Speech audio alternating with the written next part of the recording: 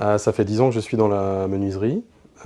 J'ai un parcours un peu atypique dans le milieu de la menuiserie puisque j'ai fait un parcours de fac. J'ai fait 4 ans de droit.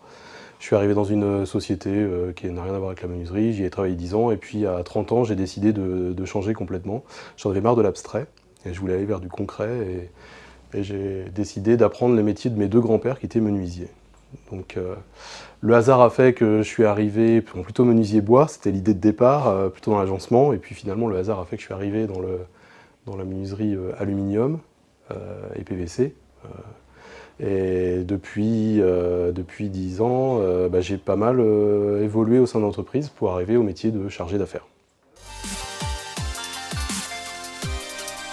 Alors dans notre métier, pour le résumer, c'est vraiment s'occuper d'une affaire. Et c'est comment l'entreprise de menuiserie détermine une affaire. Ça peut être quelque chose qui est amené par un commercial, un dossier volumineux ou très technique, ou le plus souvent, ce sont des appels d'offres que l'on va chercher. Et à ce moment-là, on s'en occupe de A à Z.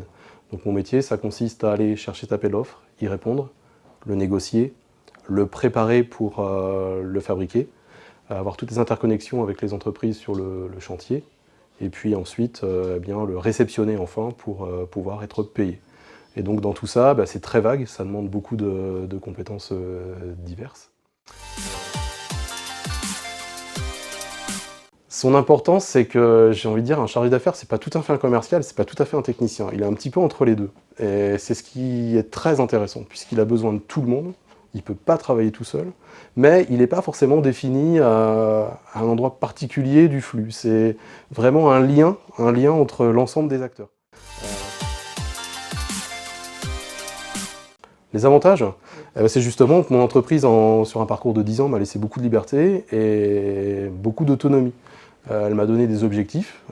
J'ai, pour la plupart du temps, un résultat à atteindre. Et peu importe les moyens, justement, j'utilise l'ensemble des moyens à ma disposition dans l'entreprise pour pouvoir arriver à ce résultat-là.